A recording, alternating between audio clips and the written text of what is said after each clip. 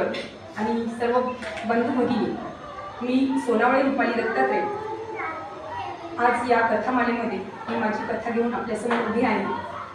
अनेक लेखक हे रक्ताची शाई करून लिहितात, परंतु आपल्या आसवांनी आणि डबडबलेल्या डोळ्यांनी ज्यांनी पुस्तक लिहिलं ते साने गुरुजी, प्रसिद्ध लेखक व समाजसुधारक, क्रांतिकारक आणि एक शिक्षक यांच्या पुस्तकातील थोर अश्रू ही कथा मी आपल्यासमोर मांडणार आहे। साने गुरुजी म्हणजे श्यामला 2 वेळा आंघोळ करायची सवय होती। सकाळी आणि संध्याकाळी खेळून आल्या, लपाछपी, लपंडाव, पकडापकडी, शंकूबाई ताक दे, डेरा कुठला मडके दे अशा नाना प्रकारचे खेळ श्याम खेळत असे। श्याम खेळून घरी येईपर्यंत आई पाणी गरम करून ठेवायची, श्यामचं अंग चोळून द्यायची आणि त्याला आंघोळ घालायची। दररोजचा श्यामचा दिनक्रम हा असाच ठरलेला होता।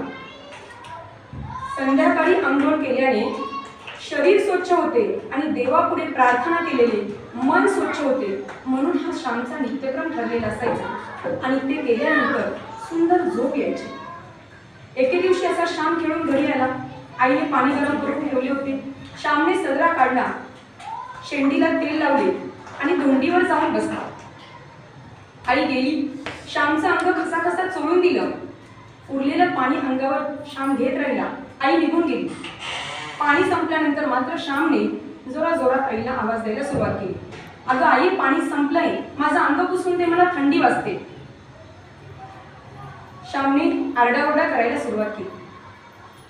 त्या काळामध्ये टॉवेल, पंछा अशा अंग पुसण्यासाठी कोणत्याही सोयी सुविधा नव्हत्या।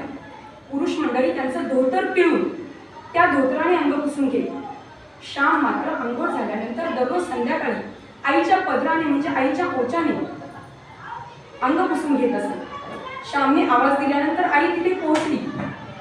श्यामचं अंग पुसलं आणि अंग पुसता पुसता श्यामला सांगितलं, जा आणि देवासाठी फुले काढ। श्याम पटकन म्हणाला, मी नाही जाणार, माझ्या पायाचे तळवे ओले आहेत, मी लगेच जाणार नाही।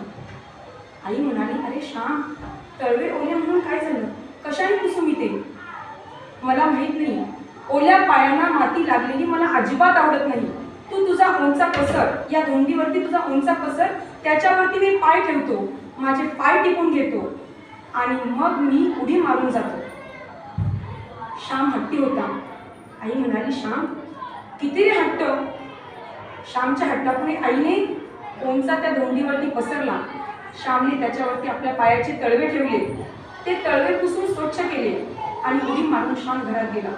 श्यामने देवासाठी फुले काढली, आईने निरांजन लावले, दोघांनी देवाला नमस्कार केला आणि आईने श्यामला जवळ घेतले। जवळ घेऊन आई श्यामला म्हणाली, बाळ श्याम, पायाला माती लागू नये म्हणून जेवढं जपतोस तेवढं तुझ्या मनाला माती लागू नये म्हणून, तुझ्या मनाला घाण लागू नये म्हणून जप। देवाला सांग, मला शुद्ध बुद्धी दे। प्रत्येक आईने आपल्या बाळालाही सांगण्याची गरज आहे की मला शुद्ध बुद्धी दे। श्यामच्या डोळ्यातून अश्रू घळाघळा वाहू लागले। मनाच्या हृदयातून जेव्हा हे अश्रू बाहेर पडतात तेव्हा कोमल असं कमळ जन्माला येतं। सांगण्याचं तात्पर्य एवढंच की बाहेर समाजामध्ये आपले कपडे इस्त्री करून देण्यासाठी ड्रायक्लिनर्स, कपडे धुण्यासाठी धोबी, बुटांना पॉलिश करून देण्यासाठी बूट पॉलिशवाला, सगळ्या गोष्टी समाजामध्ये उपलब्ध आहेत, परंतु आपलं मन शुद्ध, स्वच्छ आणि सात्विक राहावं यासाठी मात्र आपण कोणतीही ट्रीटमेंट घेत नाही। जर प्रत्येक घराघरामध्ये जर श्यामची आई जन्माला आली तर प्रत्येक घरात जन्माला येणारं मूल हे श्याम असेल आणि समाज घडवण्यासाठी आपल्याला कोणतीही तडजोड करावी लागणार नाही। आणि म्हणून या साने गुरुजींना आता येणाऱ्या 24 तारखेच्या निमित्ताने माझे नमन करून थांबते। धन्यवाद।